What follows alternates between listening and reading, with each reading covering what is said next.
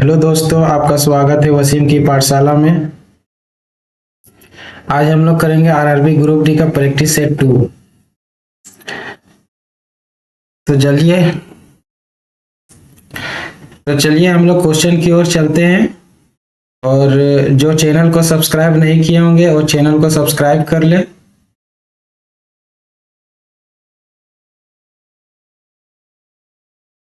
यह है first question हमारा।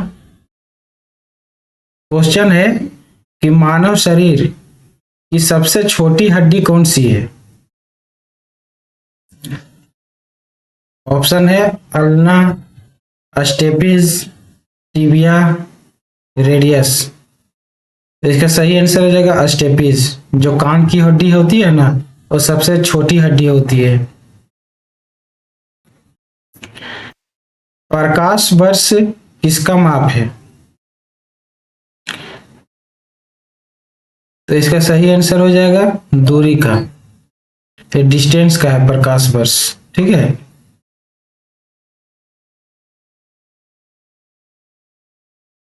न्यूटन का प्रथम नियम किसे कहते हैं। तो न्यूटन का जो प्रथम नियम होता है वो जड़त्व का नियम बोला जाता है इसको, लॉ ऑफ इनर्शिया। रक्त का थक्का जमाने में कौन सा विटामिन सहायक है।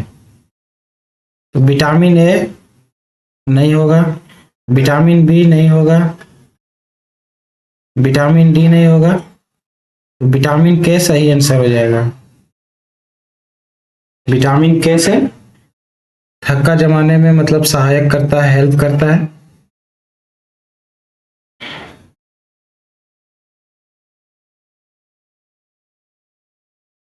डीएनए की संरचना का पता किसने लगाया था।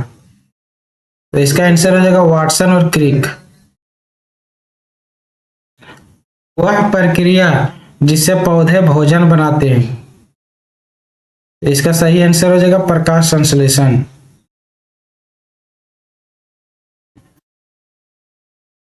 ध्वनि की तीव्रता मापी जाती है। तो ध्वनि की जो तीव्रता है वो डेसिबल से मापी जाती है। कौन सा गैस ग्रीन हाउस प्रभाव के लिए सबसे अधिक उत्तरदायी है। ऑप्शन है नाइट्रोजन, कार्बन डाइऑक्साइड, ऑक्सीजन या फिर हीलियम। तो इसका आंसर हो जाएगा कार्बन डाइऑक्साइड। अमोनिया का रासायनिक सूत्र क्या है, यानी कि केमिकल फॉर्मूला। तो अमोनिया बोलते हैं NH3 को। ये हो गया वाटर, कार्बन डाइऑक्साइड और ये नाइट्रस ऑक्साइड। सबसे हल्का धातु कौन सा है। तो सबसे हल्का धातु लिथियम है। मनुष्य की सबसे बड़ी ग्रंथि कौन सी है। तो यकृत हो जाएगा, यानी कि लीवर।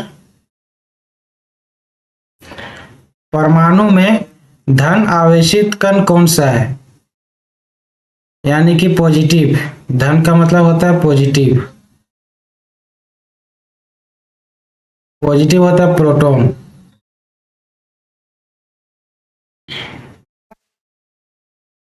डायनामाइट का आविष्कार किसने किया था। तो आंसर हो जाएगा अल्फ्रेड नोबेल।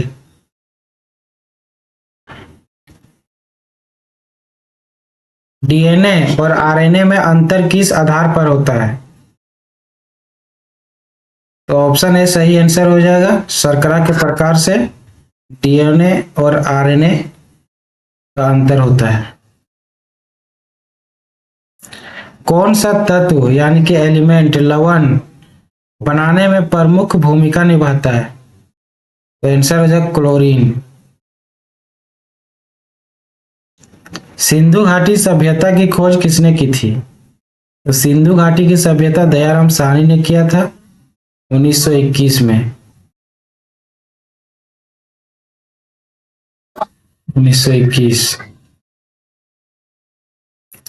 अशोक ने किस युद्ध के बाद बौद्ध धर्म अपनाया था। तो कलिंग के युद्ध के बाद बौद्ध धर्म अपनाया था। अकबर के नवरत्नों में से कौन गणितज्ञ था। आंसर हो जाएगा टोडरमल। प्रथम भारतीय स्वतंत्रता संग्राम कब हुआ था? 1857 में शुरू हुआ था ये। गांधी जी का पहला सत्याग्रह भारत में कहाँ हुआ था? सबसे पहले जो सत्याग्रह हुआ था वो बिहार चंपारण में हुआ था 1917 में। इल्तुतमिश ने कौन सी मुद्रा जारी की थी? आंसर हो जाएगा टंका और जीटल।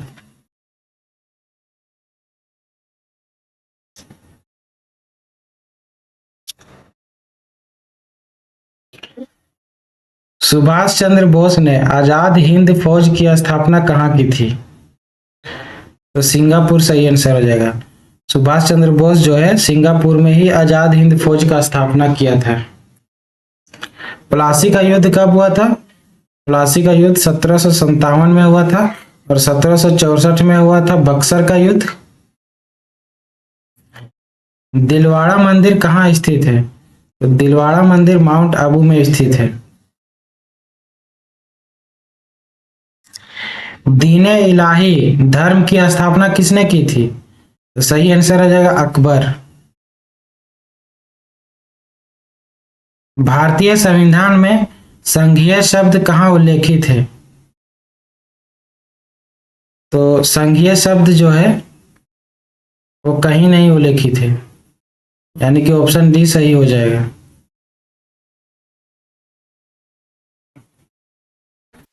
लोकसभा का कार्यकाल कितने वर्षों का होता है? तो लोकसभा का कार्यकाल 5 साल का होता है। भारत के राष्ट्रपति को हटाने की प्रक्रिया क्या कहलाती है? तो इम्पीचमेंट कहलाती है, जो आर्टिकल 61 में दिया हुआ है। आर्टिकल 61। भारतीय संविधान का अनुच्छेद 370 किस राज्य से संबंधित थी? तो 370 जो है जम्मू कश्मीर से संबंधित थी, लेकिन अब इसको निरस्त कर दिया गया है। मृदा विज्ञान किससे संबंधित है? तो मृदा विज्ञान जो है भूमि से संबंधित है। कावेरी नदी का उद्गम स्थल कौन सा है? ऑप्शन है नीलगिरी, ब्रह्मगिरी, अरावली, सतपुड़ा। तो आंसर हो जाएगा ब्रह्मगिरी। ब्रह्मगिरी जो है वो कावेरी नदी का उद्गम स्थल है। और नीलगिरी जो है वो वेस्टर्न घाट और ईस्टर्न घाट का मतलब मीटिंग पॉइंट है। मीटिंग पॉइंट को नीलगिरी बोला जाता है। और अरावली ये सबसे मतलब पुराना पर्वत इसको बोल सकते हैं। सतपुड़ा हमारा एमपी में है। ठीक है। जीडीपी का पूर्ण रूप क्या है? तो इसका आंसर है ग्रॉस डोमेस्टिक प्रोडक्ट। मूल्य वृद्धि का अर्थ क्या है? तो मूल्य वृद्धि का अर्थ होता है कीमतों में वृद्धि हो सकता है या फिर मुद्रा की क्रय शक्ति में कमी, यानी कि दोनों हो जाएगा।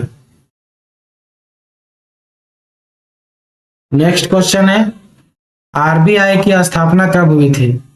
आरबीआई की स्थापना 1935 में हुई थी और इसका एक्ट था आरबीआई का एक्ट 1934 में आया था और 1935 में स्थापना हो गई है। राष्ट्रीय आय का अनुमान कौन लगाता है? तो एनएसओ लगाता है। और एनएसओ का हेडक्वार्टर है कोलकाता। हेडक्वार्टर है कोलकाता।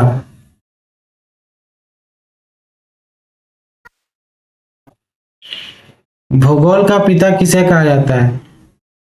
भूगोल का पिता जो है एरेटोस्थनीज को कहा जाता है। ऑप्शन ए सही आंसर हो जाएगा। भारत का सबसे बड़ा पठार कौन सा है? तो भारत का जो है सबसे बड़ा पठार वो दक्कन का पठार को बोला जाता है। छोटा नागपुर पठार जो झारखंड में है, मेघालय पठार नॉर्थ ईस्ट में है, मालवा पठार हमारा पड़ जाता है एमपी में। स्टेच्यू ऑफ यूनिटी कहाँ स्थित है? स्टेच्यू ऑफ यूनिटी केवड़िया में स्थित है। केवड़िया सही आंसर हो जाएगा।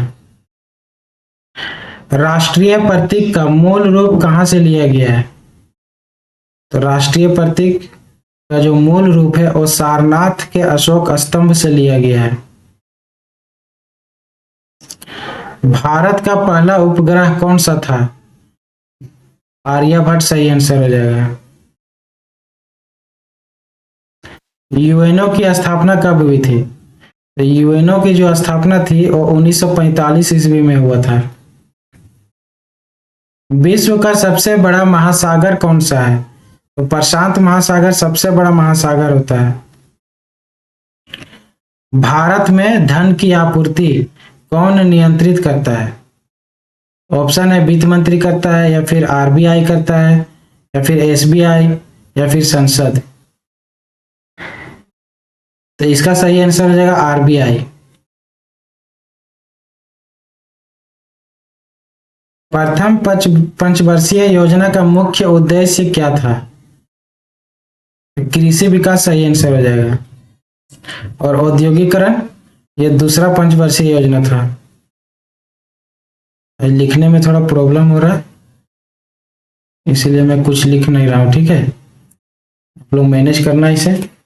सेकेंड 5 ईयर प्लान में ये इंडस्ट्रियलाइजेशन को मतलब बढ़ावा देने के लिए था, और गरीबी उन्मूलन था, ये था फोर्थ 5 ईयर प्लान में।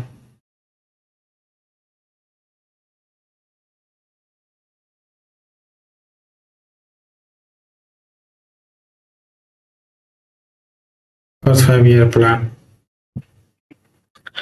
भारत का सबसे बड़ा राज्य क्षेत्रफल के अनुसार कौन सा है? तो राजस्थान सही आंसर हो जाएगा। 2025 पुरुष एशिया कप कहाँ आयोजित होगा? तो ये जो है इसमें गलत दिया हुआ है, ठीक है। ये इसका आंसर हो जाएगा यूएई में हुआ था। यूएई सही आंसर हो जाएगा, और इसको जीतने वाला था भारत, और इसका रनर अप था पाकिस्तान। क्वेश्चन है 2025 का G20 शिखर सम्मेलन कहाँ आयोजित होगा? तो इसमें सारा ऑप्शन जो है ना वो गलत है, तो इसका सही आंसर हो जाएगा साउथ अफ्रीका का जोहान्सबर्ग। साउथ अफ्रीका का जोहान्सबर्ग में हुआ था।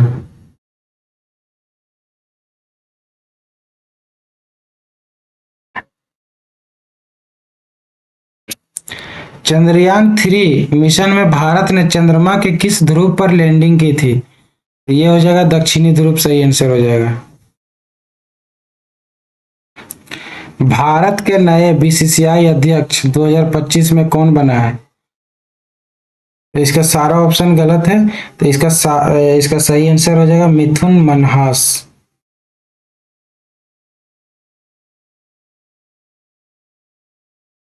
मिथुन मनहास, ठीक है। याद रखना आप लोग कि बीसीसीआई का नया अध्यक्ष बना है मिथुन मनहास।